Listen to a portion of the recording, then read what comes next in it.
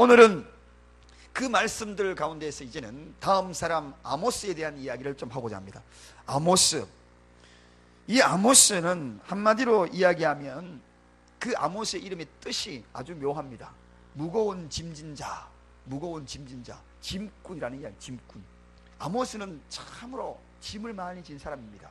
쉽게 말하면 무슨 짐을 지겠습니까? 다른 짐이 아니에요. 여기에는 거룩한 부담감의 짐을 많이 진 사람입니다. 그래서 그는 사람을 바라볼 때마다 짐처럼 여깁니다. 그래, 저 사람을 위해서 내가 기도해야지, 저 사람을 위해서 하나님께로 인도해야지. 영혼의 소중한 늘 짐을 지는 것처럼 그렇게 생활한 사람이 누구냐? 바로 이 아모스입니다. 여러분, 오늘날 이웃을 향하여 짐지려고 하는 사람이 아무도 없고, 나라를 향하여 짐지려는 사람이 아무도 없고, 가정을 위하여 짐을 지는 짐꾼들이 자꾸 사라지고 있습니다. 교회를 향하여 짐꾼들이 자꾸 사라지고 있습니다. 짐꾼이 필요합니다. 일꾼이 필요합니다. 짐을 지려고 하는 사람이 필요합니다. 그러나 오늘 이 아모스는 사랑의 짐꾼이었어요. 전도의 짐꾼이었어요. 복음의 짐꾼이었어요. 가정에요, 훌륭한 사랑의 짐꾼 한 사람만 있어도 가정은요 평탄해요. 다 문제 있는 것들 다 치우고 갈 수 있어요. 교회의 목장에도 이러한 아름다운 짐꾼이 있으면, 이 짐을 지고 가는 사람이 있으면요, 거기에서는 굉장히 평안을 누립니다. 그래서 선교하는 사람들에게, 선교를 떠나려고 하는 사람들에게 제가 부탁을 하죠. 우리 교회에도 선교지로 향하는 다른 교회에 있는 분들이 이제 새벽 예배에 이렇게 오시는 분들이 저에게 기도 부탁을 하더라고요. 그래서 저에게 나중에 가면서 기도를 부탁을 했어요. 선교 잘 갔다 오도록 기도를 부탁했어요. 제가 그때 그런 이야기 했어요. 짐을 서로 지려고 하는 사람이 되면 이번 선교는 성공적일 것입니다. 내가 먼저 짓게, 내가 먼저 할게. 여러분, 다들 피곤하잖아요. 다들 지쳐 있잖아요. 그럴 때에 내가 짓게, 내가 짓게. 짐꾼이 되면 그 선교팀은 대단히 훌륭한 선교팀이 될 수 있습니다. 목장요, 그 목장이 너무너무 행복해지는 비결이 있습니다. 목자에게만 다 맡기지 말고, 내가 그거 짓게요. 집사님, 권사님, 그건 내가 짓게요. 그건 내가 할게요. 어떤 결정적인 순간에 이 짐꾼이 많다는 것이 너무 행복하거든요. 이 아모스는 시대적인 짐꾼이었어요. 나라의 짐, 제 아들이 짐이 있으면 꼭 지려고 하는 그러한 짐꾼이었습니다. 그래서 이 아모스의 이름이 짐꾼이다, 그런 이름을 듣고 생활을 하며 짐꾼이 됩니다. 그리고 이 아모스는 드고아라는 지역의 출신입니다. 이 드고아라는 것은 이 지역에요, 이상하게 지혜로운 사람이 많이 탄생하는 그런 지역이 있습니다. 참 특징적인 그런 지역이죠. 비록 이 아모스는 목동 출신이에요, 직업이. 그럼에도 불구하고 아주 지혜로운 겁니다. 특정 지역에 가보면은요, 그런 지역이 있어요. 장수 마을에 가면 이상하게 그 지역에는 다 장수예요. 참 이상해요. 또 어떤 지역에는 박사 마을이 있어요. 우리나라에 여러분 박사 마을 혹시 들어보셨죠? 춘천 서면 금산리에 가면 거기에는 박사들이 그렇게 많이 배출이 된대요. 그곳에 가면은 박사들만 138명이, 그 좁은 그 리에 거기 138명이 박사가. 그러니까 박사 마을. 그래서 관광지로 개발되어 가지고 박사 마을 구경 가자. 그러면은 그 마을에 구경 가러 다니는 거예요. 언젠가 단체로 박사 마을 구경 한번 가야 되겠어요. 그게 박사 마을이에요. 드고아라는 요 지역이요, 이상하게 거기에 지혜자가 참 많아요. 스승이 많고. 목동 출신이지만 그 가운데 아주 지혜로운 자가 누구였던가? 바로 이 아모스라는 사람입니다.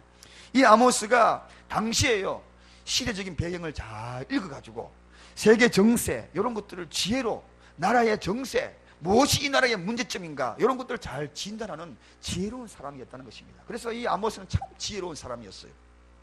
뿐만 아니라 이 아모스가 활동하던 그 시대에는 남유다와 북이스라엘이 있었는데요, 북이스라엘이 남유다보다 훨씬 더 많은 죄악상, 그래서 남쪽 사람임에도 불구하고 북쪽 가가지고 하나님의 말씀을 전하는 그러한 선지자가 바로 이 아모스였습니다. 정치, 경제, 이러한 모든 현황들이 당시에는 굉장히 흥황되었어요. 잘 진행이 되고 그래도 부흥해가는 그런 시점이었습니다. 그러다 보니까 사람이 타락하더라는 것입니다.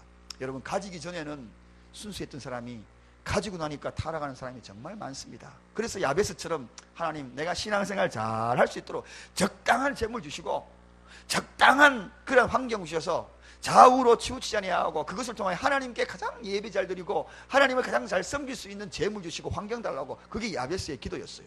대부분이요, 돈 좀 생기고 좀 부유한 층이 되게 되면 이상하리만큼 옆길로 새이는 것이 이상합니다. 우리 시대적으로 많이 요즘 시끄럽지 않습니까? 옛날에는 안 그랬어요. 순수했어요. 돈 좀 벌면은 사람들이 욕심이 생겨가지고 이상한 방향으로 흘러버립니다. 권력과 손을 잡게 되고 명예를 소중히 여기게 되고 무너질 세상의 모든 것들에 대한 부정부패의 척결을 그 가운데에서 오히려 부정부패를 끌어들이고 이상해져요. 옛날에는 안 그랬어요. 무릎을 꿇었어요. 눈물을 흘렸어요. 이 당시에도 바로 그랬다는 것입니다. 조금 살만 나니까 북이스라엘에서 심각한 범죄와 타락이 일어났던 것입니다. 한마디로 이야기하면은 정의가 무너진 사회였던 것입니다. 정의가 무너진 사회. 아모스는 양치기로서 이 정의가 무너진 이 사회에 하나님의 말씀을 받고 그는 북이스라엘에서 남쪽으로 추방될 수 있는 그러한 위험성을 무릅쓰고 정의를 외쳤던 사도, 그래서 정의를 외쳤던 선지자, 그가 바로 아모스였습니다. 오늘 우리는 이 시대에 민족을 위기로 구해는 이러한 아모스, 또 모세 등등의 위대한 인물들을 묵상하면서 오늘 이 시대에 우리나라에도 필요한 것이 뭘까? 이와 같은 이러한 북이스라엘의 현황과 함께 우리나라에도 과연 어떠한 모습이 어떻게 필요할까 하는 그런 것을 왔다 갔다 하면서 말씀을 좀 묵상해 보고자 합니다. 오늘 본문의 3장, 그 앞쪽에 3장에 가보면 하나님이 심판이 임할 것이라는 것을 소개하고 있고 4장에 가보면 이스라엘의 타락에 대해서 여지없이 아모스가 꾸짖습니다. 그리고 난 다음에 5장으로 넘어가면 기가 막힌 노래가 나옵니다. 오늘 이 읽었던 본문에 1절에서 3절까지를 뭐라고 이야기하느냐 하면 예가다, 그렇게 예가는 언제 부릅니까? 사람이 죽고 난 뒤에 부르는 것이 예가입니다. 요즘은 고가하는 소리를 거의 들을 수가 없어요. 옛날에는 집에 가보면 집안에 누가 돌아가셨다 그러면은 적어도 눈물 하나도 안 나요. 가보면은 사람들 오면은 아이고 하다가 사람 가게 나면은 야야 빨리 움직이라 그러다가 이따가 사람 오면은 저 멀리 걸음소리 발걸음소리 들려 아이고 막 이래요. 그거는 며느리들의 울음소리죠. 대부분 딸들은 안 그럽니다. 딸들은 이래 눈물 나 있어요. 그런데 며느리들은 의무적으로 곡을 해야 돼. 울어야 돼. 그걸 예가를 부른다 그렇게 하거든요. 요즘은 진짜 그런 거 잘 보기가 힘들지 않습니까? 그냥 이렇게 뭐 크게 울고 목소리 높여가지고 아이고 이거 박자가 있더라고요. 아이고 요즘은 안 그러더라고요. 옛날엔 다 그랬어요. 그런 거 진짜 많이 봤어요. 시골에 누구 돌아가시니까 맨날 며칠이나 집 앞으로 지나가면 아이고 소리 나다가 손님 없으면 또 조용하다가 손님 가면 아이고 이게 바로 예가입니다. 그런데 오늘 이 예가는 이스라엘이 망할 것에, 나라가 지금 망할 것에 대한 슬픈 노래가 이 1절에서 3절에 소개가 되고 있습니다. 여러분 오늘 이 시대에도 정말 들려오지 않습니까? 어쩌면은 이 시대에 우리가 살아가는 이 시대에 이스라엘만 예가 부르는 것이 아니다. 우리나라도 지금 현재 이 조국에도 예가가 들려오는 것 같아요. 예가가 들려오는 것 같아요. 우리가 이스라엘 북이스라엘처럼 경제도 발전했어요. 이제 먹고 좀 살만합니다. 복지시설 되었어요. 세계적인 나라의 브랜드 수준이요, 나라 이름의 수준이, 가치도 굉장히 올라갔습니다. 굴지의 기업들이 우리나라도 많이 있습니다. 그런데 도덕은 자꾸 떨어지더라는 것입니다. 도덕성은 자꾸 떨어져요. 자꾸 떨어져요. 갈수록 악랄해지는 범죄들이 얼마나 많이 일어납니까? 정말 범죄가 난무하고 정치도 복잡해지고 얽히고 설키고 어느 것이 진짜인지 거짓인지도 알 수 없을 만큼 굉장히 복잡다단한 그러한 시대에 살아가고 있습니다. 어쩌면 오늘 이 예가의 슬픈 노래가 우리나라에도 좀 들려지고 있지 않는가? 경제가 어렵다는 무엇이 어려운가? 어려운 이유가 뭔가? 정치가 시끄러운 이유가 뭔가? 나라의 장래가 여러 가지 혼탁해져 있습니다. 여러분 이 이유가 무엇인가 하는 것입니다. 도대체 그럼 이스라엘 나라로 다시 돌아갑니다. 이스라엘 나라의 북이스라엘, 그럼 그 이유가 뭔가? 한마디로 성경에 이야기합니다. 아모스를 통하여 하나님이 이야기합니다. 왜 이 예가를 불러야 되는가? 왜 하나님의 심판이 통하여서 마지막에 멸망을 초래할 수 있는 그 예가가 부를 수밖에 없는가? 그것은 바로 정의가 사라졌다. 한마디로 그렇게 합니다. 그래서 이 아모스를 정의를 외치는 선지자, 그렇게 이야기합니다. 정의의 선지자. 여러분 정의가 사라졌다. 아모스는 이스라엘이 죽게 된 이유는, 하나님의 심판을 받게 된 이유는 정의가 사라졌다. 정의가 사라졌다. 한마디로 여러분 정의가 사라지면 하나님의 심판이 임한다는 것입니다. 이 나라가 정의가 사라지면 이 나라에도 모든 것이 끝이 납니다. 예, 심판이 임하는 겁니다. 심지어 오늘 7절 말씀에 가보면 이렇게 합니다. 공법을 인진으로 변하여 정의를 땅에 던지는 자들아, 그렇게 소개하고 있습니다. 이 이야기는 다른 말로 쉽게 번역하면 정의를 쓴 쑥으로 바꾸어도 공의를 땅에 던지는 자들아, 이렇게 얘기합니다. 정의를 땅에다 던져버렸다는 것입니다. 이런 시대에 살아가고 있다는 것입니다. 의인을 학대하고 뇌물을 받고 가난한 자들을 억울하게 하고 이런 일들이 만연했다는 것입니다. 정의, 이 정의가 무엇입니까? 사전에 그 내용을 소개하기를 사회나 공동체를 위한 옳고 바른 도리, 이걸 정의라고 이야기합니다. 공동체를, 사회나 공동체를 위한 옳고 바른 도리, 이게 무너지면 하나님이 심판한다는 것입니다. 우리나라가 사회나 공동체를 위한 옳고 바른 도리, 이게 무너지면 우리나라에 하나님이 심판하신다는 것입니다. 여러분, 요즘 포퓰리즘이라는 그러한 용어가 굉장히 우리나라에 성행하고 있어요. 이 뜻이 뭡니까? 대중 인기주의에 영합한 그러한 주의입니다. 인기에 영합한 주의, 즉 대중 영합주의. 대중들에게 인기를 부여하기 위하여서 정책을 내어놓고 나라의 장래와 흥망생수의 미래는 생각하지 아니하고 지금 현재 바로 인기, 그 인기 몰이를 해서 정책을 운행한다는 것입니다. 이게 포퓰리즘입니다. 이러한 현실과 이러한 문제점들이 어쩌면 우리나라에도 지금 일어나고 있는지는 모르겠어요. 그래서 요즘 우리가 지금 쉽게 이야기하는 하나의 중에 무료 급식에 대한 이야기, 그런 이야기, 포퓰리즘에 굉장히 강합니다. 여러분, 미국에서 무료 급식의 정책을 많이 본받아야 합니다. 거기 어떻게 하는지 아십니까? 집안마다 소득 수준에 다 따라가서 돈을 냅니다. 어떤 집안은 공짜 집안이 있습니다. 소득이 적으면 그 집안은 공짜. 저는 얼마 냈는가? 한 그릇에 그 당시로 약 4불 정도, 3불 50에서 4불. 그러니까 제가 소득 신고를 하니까 니는 50%만 내라. 그래가지고 1불 85인가 95 그렇게 돈을 냈습니다. 그러니까 그걸 어디 가가 신청하느냐? 교육청에 가가지고 개인들이 다 신청합니다. 우리는 이렇게 해가지고 소득이 봅니다. 그 양심껏 다 신청합니다. 거기에 뭐 다른 소리가 청빙이 없어요. 거기에는 다른 성비 청빙이 없고 나는 요 정도 수준 안 됩니다라고 자기가 기록하는 것을 100% 믿어줍니다. 그래서 우리 집안 소득은 1년에 이렇게 되어서 신청합니다 하고 딱 신청하면 점심값은 몇 프로만 내시오 하고 딱 결정이 되어서 똑 통보됩니다. 그런데요, 무료로 급식 받는 사람들이 어떻게 하는지 아십니까? 그들은 소득이 떨어지니까 무료로 받습니다. 그런데 부모들이 무료로 안 받기 위해서 노력을 합니다. 어떻게 해요? 악착같이 돈을 벌었어. 내 자식이 무료로 받는 것을 내가 면해줘야 되겠다. 그래서 나도 소득을 많이 가졌어. 저 자식처럼 50% 하다가 나중에는 100% 내는 그러한 내가 되어야 되겠다. 이게 바로 그들의 사상입니다. 우리는 포퓰리즘, 있는 사람들도 전부 공짜로 묵자, 공짜로 묵자. 1년에 소득이 수억이 되는 사람들도 그 몇십만 원을 사람들에게 나라로 돌려주지 못하고 전부 공짜 이렇게 돼요. 이게 포퓰리즘입니다, 여러분. 이러다 나라가 경제가 나중에 파탄될 것입니다. 어찌하여 내 소득을 더 많이 벌어서 어떻게 하면 소득을 공짜 먹지 않고 낼 수 있는 사람이 될까? 이게 목적이 돼야 되는데 어떻게 하면 벌어도 나는 안 내고 먹을까? 이게 지금 우리나라의 이 포퓰리즘, 그걸 인기로 몰아간다는 것이 이게 큰 문제라는 것입니다. 보십시오. 나중에 얼마 되지 않아서 굉장한 이 경제적인 위기를 당하게 할 것입니다. 복지시설로 인하여서. 그래서 복지시설도 자동화시켜줘야 되는 것이죠. 그걸 우리가 양심껏 또 보고를 해야 되는 겁니다. 자기는 이렇게 되면서 전부 숨겨놓고 이런 문제가 정의가 사라졌다는 것입니다. 정의가 사라졌다는 것입니다. 정의가 사라진 우리 대한민국의 실체를 보고 있다.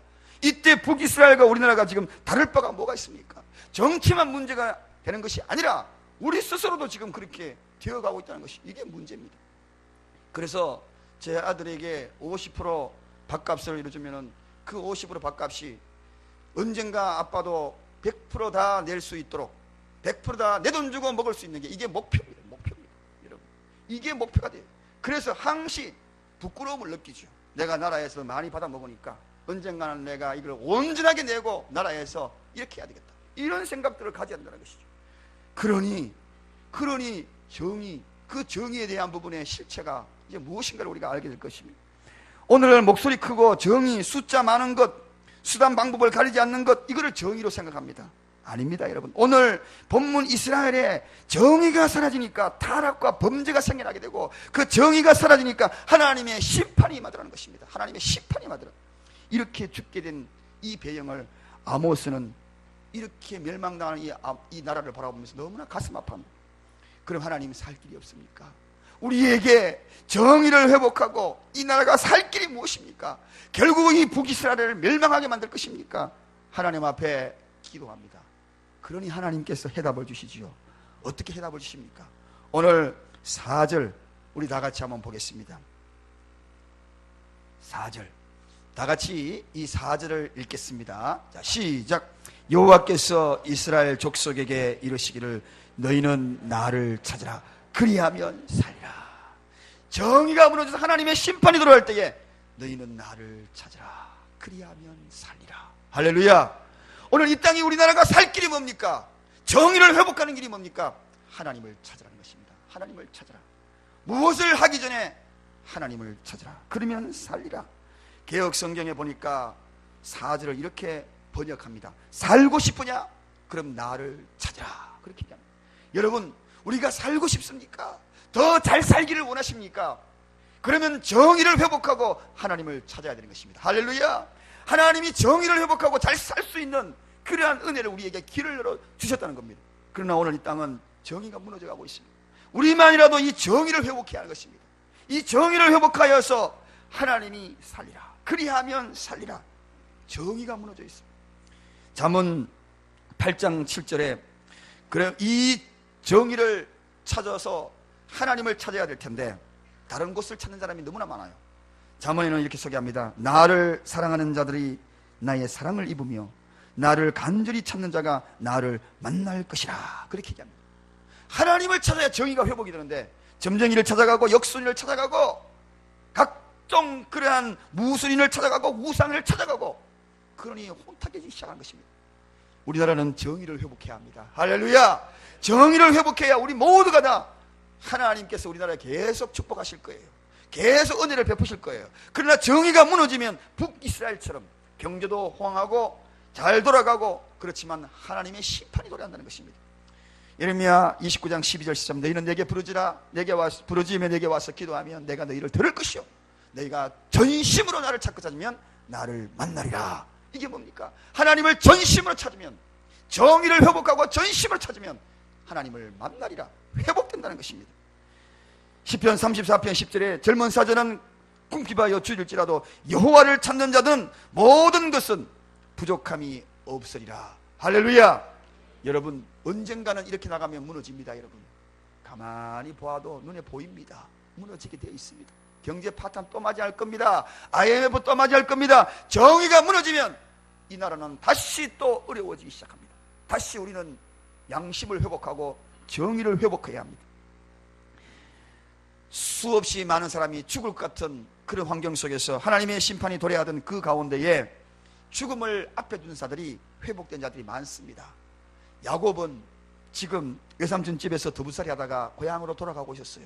저 강 건너에 거기에 400명의 군대를 이끌고 야곱의 형 에서가 야곱 오기만을 기다리고 있었습니다. 너 오기만 오면 너 죽이겠다.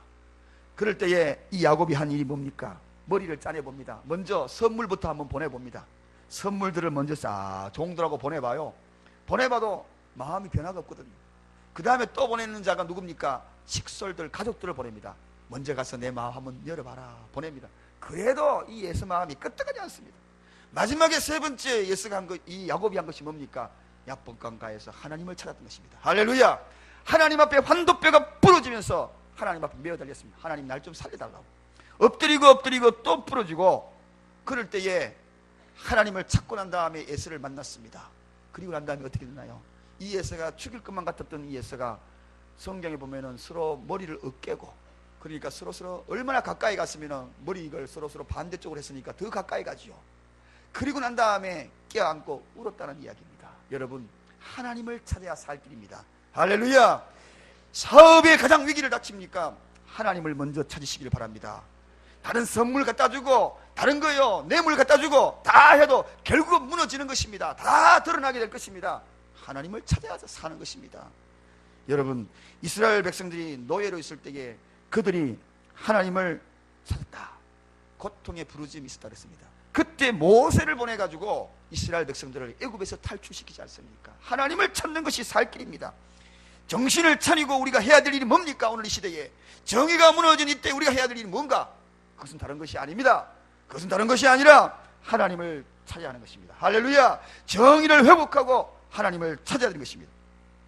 오늘 6절의 말씀에 보면 하나님을 찾지 아니하면 어떤 일이 벌어진다고 있습니까?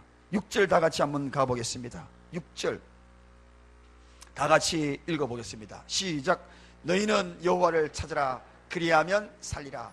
염려컨대 저가 불같이 요셉의 집에 내리사 멸하시리니 베델에서 그 불들을 끌 자가 없을까 하노라. 이 베델이 어떤 장소였습니까? 하나님 앞에 예배의 처소의 장소. 야곱이 거기서 외삼촌 집에서 돌아와가지고 10년을 방황하다 돌아와서 하나님 앞에 약속했던 돌단을 쌓고 예배를 했던 하나님의 집, 이게 베델이었습니다. 그런데 이곳에서 정의가 무너져 버렸어요. 하나님의 집이 정의가 무너지고 그 속에 우상이 득실거리고, 그러니까 그 베델에서 불이 나더라는 것입니다. 하나님의 심판이 임하겠다는 것입니다. 여러분, 교회가 정의가 무너지면 교회를 통하여 그 불을 내립니다. 이거 아십니까? 오늘 이 시대에 많은 소망과 희망이, 우리나라의 희망이 어디입니까? 교회입니다. 교회가 정의가 무너지면 하나님이 그 베델에서 그 불을 일으키는데 그 불을 끌 자가 없다는 것입니다. 도저히 회복할 수 없다는 것입니다. 오늘 하나님이 우리를 향하여 찾으라, 하나님을 찾으라, 교회가 정의를 회복하라, 이렇게 외치고 있습니다. 너희는 그러면 언제 우리가 하나님을 찾아야 되는가? 그 찾아야 될 시기가 언제라는 것입니다. 스바냐 1장 6절, 거기에 하나님이 우리를 찾아야 될 이유를 분명히 이야기하고 있습니다. 너희 만날 만한 때에 나를 찾으라. 이사야서도 그렇게 소개합니다. 너희는 나를 만날 때에 찾으라. 만날 만한 때에 찾으라. 오늘 그 시기가 바로 지금입니다, 여러분. 바로 우리가 지금 하나님을 찾아야 하는 것입니다. 지금이 만나야 할 때입니다. 그럼 어떻게 만나야 하는가? 하나님이 가장 기뻐하시는 모습으로 만나야죠. 가장 기뻐하는 모습이 뭡니까? 정의를 회복해야 합니다. 이 정의를 회복하고 하나님 앞에 그분을 찾아야 합니다. 그러면 하나님께서 들으신다, 그렇게 약속하고 있는 것입니다. 북이스라엘도 회복의 길이 분명히 있었어요. 하나님이 회복시켜 줄 수 있는 길이 있었어요. 그러나 북이스라엘이 멸망한 이유가 뭡니까? 영원히 멸망해버렸어요. 그리고 남유대가 북이스라엘을 정복하고 거기에서 예수 그리스도 혈통이 이어갑니다. 그 이유가 뭡니까? 정의가 무너졌다는 것입니다. 정의가 끝내 이 일들을 회복하지 못합니다. 그러므로 말미암아 정의가 사라진 곳에는 하나님의 심판이 도래합니다. 반드시 심판할 것이라는 것입니다. 저는 이제 말씀을 정리합니다. 세상은 정의를 싫어합니다. 부정을 좋아합니다. 그러나 교회는 정의를 수호해야 합니다. 믿으시면 아멘 하시기 바랍니다. 세상은 정의 아닌 불의를 통하여 승진하고 성장하기를 원하고 부흥하고 확장하기를 원합니다. 그러나 믿음의 사람은 정의를 수호하며 정의 속에서 움직여 날 때마다 하나님이 함께 하실 것입니다. 오늘날 이 교회가, 과거의 교회는 하나님의 말씀은 전부 예언적인 말씀, 시대의 거울이었습니다. 그래서 그 시대의 거울을 교회를 통하여, 하나님의 말씀을 통하여, 옛 선지자를 통하여서 말씀하셨습니다. 이렇게 살면 안 된다, 저렇게 살면 안 된다. 그래서 교회가, 선지자들이 그 길을 제시해 줬어요. 하나님의 말씀을 제시해 줬어요. 그러면 세상이 그 뒤를 따라왔습니다. 그런데 지금은 달라졌어요. 지금은 교회에 오히려 사회가 교회를 지탄합니다. 교회가 세상을 따라가고 있다는 이야기입니다. 비극입니다. 교회가 살 길을 제시해 주는데 오히려 세상이 교회를 지탄하고 있다는 것입니다. 오히려 교회의 잘못을 지적하고 있다는 것입니다. 교회의 정의가 무너졌다는 이야기입니다. 교회의 정치인들이 찾아와가지고 자문을 구해야 합니다. 자문을 구하고 예언적인 하나님의 말씀의 잣대기에, 캐논이라는 말씀의 잣대기에 귀를 기울여야 하는데 지금 오히려 반대가 되었어요. 무너지고 있다는 것입니다. 그것은 바로 교회가 정의의 옷을 벗어버리고 말았다는 것입니다. 이제는 교회가 정의의 옷을 입어야 합니다. 할렐루야. 아모스 시대처럼 입어야 합니다. 그래서 이 정의의 옷을 입어야만이 이 나라가 소망이 있습니다. 앞으로 소망이 있고 희망이 있습니다. 계속 발전해 갈 것입니다. 그러나 이 정의가 무너지는 한 하나님은 이 나라를 그냥 두지 않을 것입니다. 이것은 성경적인 이야기고 제 이야기가 아니라는 이야기입니다. 그러나 살 길이 있습니다. 어떻게 해요? 오늘 말씀처럼 하나님을 찾으라, 나를 찾으라, 그래야 하면 내가 살리라. 정의를 가지고 하나님을 찾으면 다시 살아가게 될 것입니다. 우리 가정 살아가는 이유 있습니다. 우리 사업 살아가는 비결이 있습니다. 정의를 찾고 하나님을 찾으시기를 주님의 이름으로 축원합니다. 살아날 것입니다. 이게 하나님의 법입니다. 너희는 나를 찾으라. 무엇을 가지고? 정의를 가지고. 그리하면 살리라. 기도하겠습니다.